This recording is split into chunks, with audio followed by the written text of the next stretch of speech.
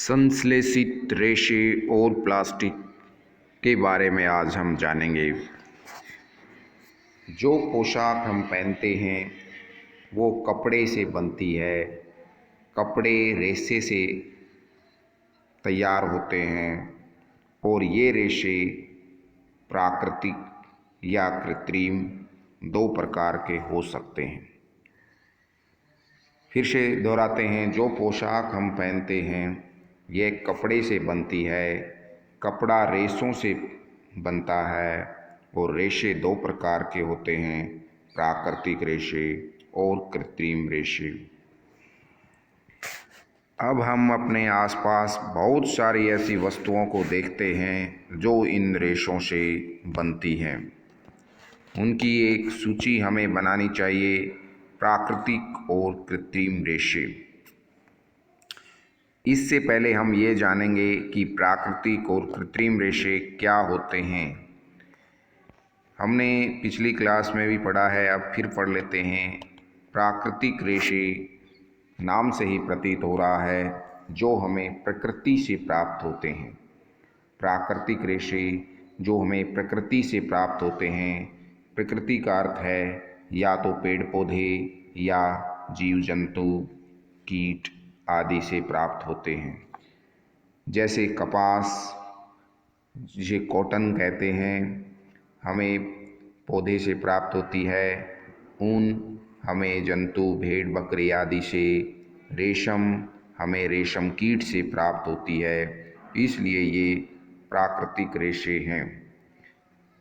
दूसरे हैं संश्लेषित रेशे, जिसे मानव निर्मित रेशे या कृत्रिम रेशे कहते हैं, जो फैक्ट्रियों में रसायनों से मशीनों के द्वारा मनुष्य तैयार करते हैं। उन्हें संश्लेषित या मानव निर्मित रेशे कहा जाता है।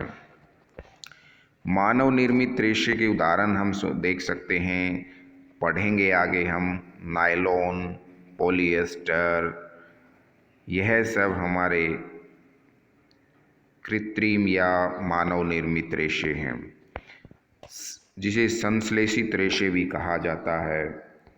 संश्लेषित रेशे जिस प्रकार से हम चित्र में देख रहे हैं, एक धागे से बहुत से मनके एक जैसी आकृति के जुड़े हुए हैं और दूसरे चित्र में पेपर क्लिप जो होती है वो जुड़ी हुई हैं, यानी एक जैसी आकृति जुड़ी हुई है, उनकी लंबी श्रृंखला है। ऐसा क्यों बताया है? इसी प्रकार से जो हमारे संश्लेषित रेशे होते हैं वो भी छोटी छोटी इन इकाइयों से मिलकर बने होते हैं। वास्तव में ये कौन सी इकाइयाँ होती हैं? ये रसायन होते हैं, केमिकल होते हैं। जिस प्रकार ये मनके हैं वो केमिकल होता है। एक संश्लेषित रेशा भी छोटी इकाइयों को जोड़कर बनाई गई एक श्रृंखला है। प्रत्येक छोटी इकाई वास्तव में एक रासायनिक पदार्थ है और इस प्रकार की अनेक छोटी इकाइयाँ मिलकर एक बड़ी इकाई बनाते हैं जो बहुलक कहलाती है। छोटी छोटी इकाइयाँ एकलक कहलाती हैं, जिनसे मिलकर बड़ी इकाई बनती है, उसे बहुलक कहते हैं। बहुलक को इंग्लिश में पॉलीमर कहते हैं, पॉलीमर कहा जाता है। पॉलीमर ग्रीक भाषा, यूनान भाषा के दो शब्दों से मिलकर बना है, पोली और मर। पोली का अर्थ है अनेक और मर का अर्थ है भाग या इकाइयाँ, अर्थात एक पॉलीमर या बहुलक बहुत सी इकाइयों के दोहराने से बनता है, यानी कि बहुत से छोटी छोटी इकाइयों को जोड़कर बनता है।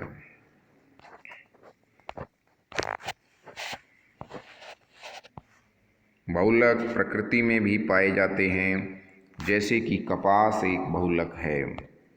कपास हम जानते हैं जिससे रेशे प्राप्त होते हैं, कॉटन प्राप्त होता है और उससे सूती वस्त्र बनाए जाते हैं। कपास एक पौधे से प्राप्त होता है। कपास भी एक बहुलक है, पॉलीमर है। उस पॉलीमर का नाम है सेलुलोज। यह सेलुलोज छोटी छोटी इकाइयाँ जिसे मोनोमर कहते हैं और वो इकाइयाँ सेलुलोज में होती हैं ग्लूकोज, उनसे मिलकर बनता है। अब हम संश्लेषित रेशों की अलग अलग टाइप्स हैं उनके बारे में पढ़ेंगे। सबसे पहले हम रेयॉन के बारे में अध्ययन करेंगे। रेयॉन, जैसा कि हमने रेशम के बारे में सुना है, रेशम एक रेशम कीट से प्राप्त होता है और इस बात की सबसे पहले खोज चीन में हुई थी। और इस बात की जानकारी कि यह कैसे तैयार होता है रेशम कीट से, यह गोपनीय रखी गई, यानी किसी और देशों को इसका पता ना चले। इससे रेशम का जो रेशा है वो बहुत महंगा हो गया, लेकिन लोगों को उसकी जो बुनावट थी, टेक्सचर थी, बुनाने का तरीका था या जो रेशे थे, वो प्रत्येक व्यक्ति के लिए आकर्षित करने वाला था। इसी को ध्यान में रखते हुए वैज्ञानिकों को रेशम के समान गुणों वाले रेशे प्राप्त करने का प्रयास किया गया, जो 19वीं शताब्दी के अंत तक सफलता उन्हें प्राप्त हुई। उन्होंने लकड़ी की लुगदी, कास्ट लुगदी के अंदर कुछ रसायन मिलाकर एक रेशा तैयार किया जिसे रेयॉन या कृत्रिम रेशम कहा।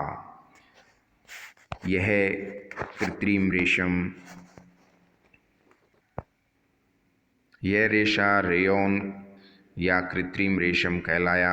हालांकि रेयॉन कुछ प्राकृतिक भी हम कह सकते हैं, क्योंकि यह लकड़ी की लुगदी से प्राप्त किया जाता है, लेकिन फिर भी इसका रासायनिक उपचार किया गया, तो यह पूर्ण रूप से हम नहीं कह पाएंगे, लेकिन फिर भी इसको कृत्रिम रेशा या संश्लेषित रेशा माना गया, लेकिन पूर्ण रूप से संश्लेषित नहीं था।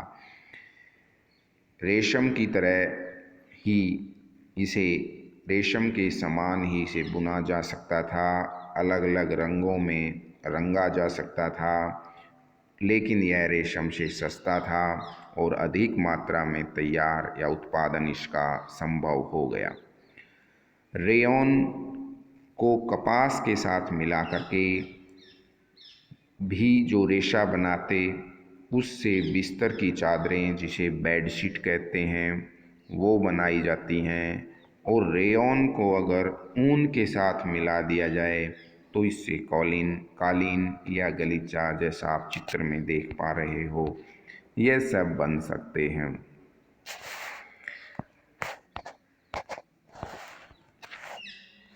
इस प्रकार से हमने आज प्राकृतिक रेशे, संश्लेषित रेशे,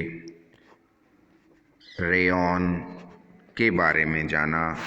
अगली वीडियो में हम दूसरे कृत्रिम रेशे, नायलॉन और पॉलिएस्टर के बारे में विस्तार से पढ़ेंगे।